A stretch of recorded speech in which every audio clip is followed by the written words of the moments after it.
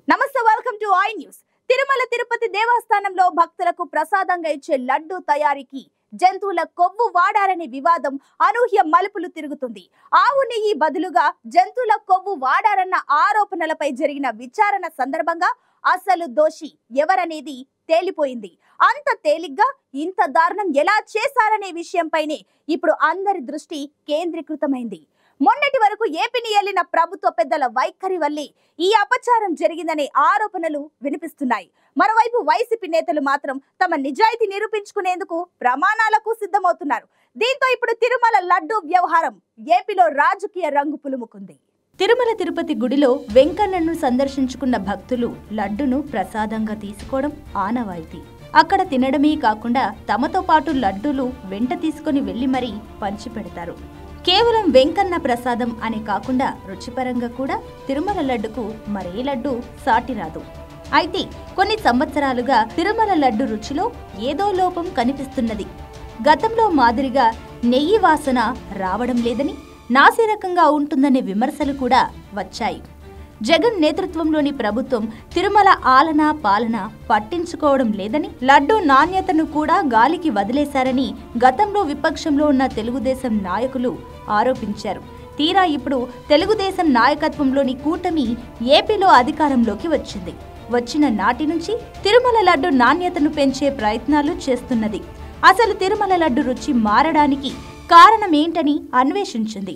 National accreditation board for testing and collaboration laboratories ఆధ్వర్యంలో తిరుమల లడ్డు నాణ్యతపై విచారణ జరిగింది.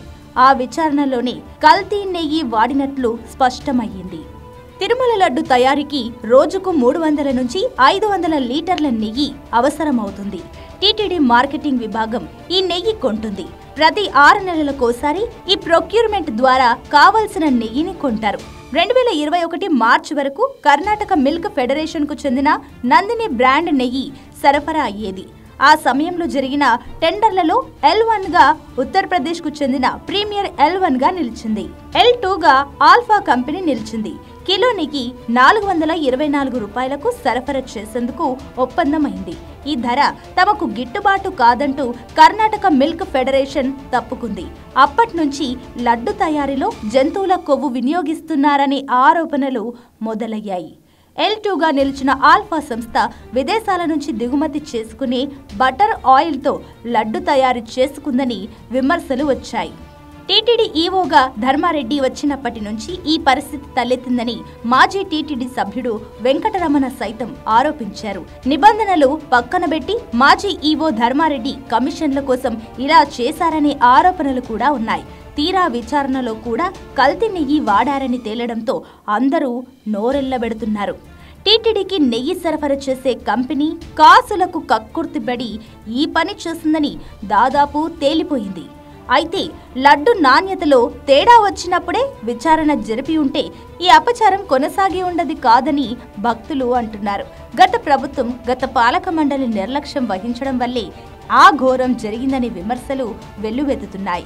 ఎవరు తప్పు చేశారో, ఎవరు నిర్లక్ష్యం వహించారో కానీ మొత్తం మీద జంతువుల కొవ్వుతో తిరుమల లడ్డు తయారు చేశారనే వార్తలు మాత్రం భక్త కోటికి ఆందోళన కలిగిస్తున్నాయి. లడ్డు వివాదం ఏపీలో రాజకీయ రంగు పులుముకుంది. వైఎస్ జగన్ ప్రభుత్వం నాటి టీటీడీ పాలక మండలి నిర్వాకం వల్లనే ఈ పాపం జరిగిందని కూటమి నేతలు ఆరోపిస్తున్నారు. దీనికి వైసీపీ కూడా ఎదురుదాడికి దిగింది. తమ తప్పు ఏమీ లేదని తిరుమల వెంకటేశ్వర స్వామి వద్ద ప్రమాణం చేయడానికి తాము సిద్ధమని టీటీడీ మాజీ చైర్మన్ వైవి సుబ్బారెడ్డి సవాల్ విసిరారు.